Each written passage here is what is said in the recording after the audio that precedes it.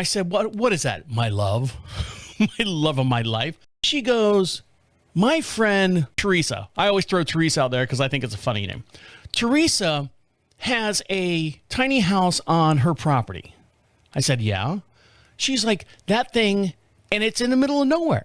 There's no like theme parks. There's no like historical district. There's nothing out there where she's at.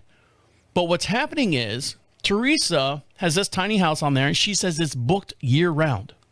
I said, okay. She goes, because they're building up so much around that area, instead of like contractors getting hotels and having to drive, 40, 50 miles in and out of wherever they're building, because we live out in the middle of nowhere. And so does Teresa. She's been renting this tiny home for, I don't know how much it was, but it's booked year round for the last 2 years. So my wife goes, what do you think about putting a house on the backside of the property there? Because, we have 22 some odd acres. I said, well, we were going to do that with my dad, but my dad wanted like a brick structure house, and it kind of got out of his price range. And we said, no, nix that. But you can buy, $45,000. They'll bring a freaking tiny home. All you got to do is hook up the plumbing and pick out whatever fixtures you want. We have the septic tank already perked up, not perked. It is perked. Yeah.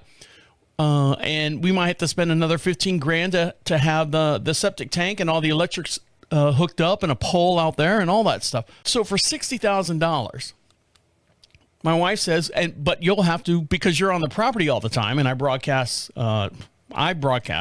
just outside of Charlotte, North Carolina, a little town called Marshville. We, like I said, 22 some odd acres. You would have to go in there if renters or anything had any problems. You would have to be the landlord because she works in Charlotte. I said, okay. I said, how much are they getting? How much is Teresa getting for the house every month? Oh, I don't know that.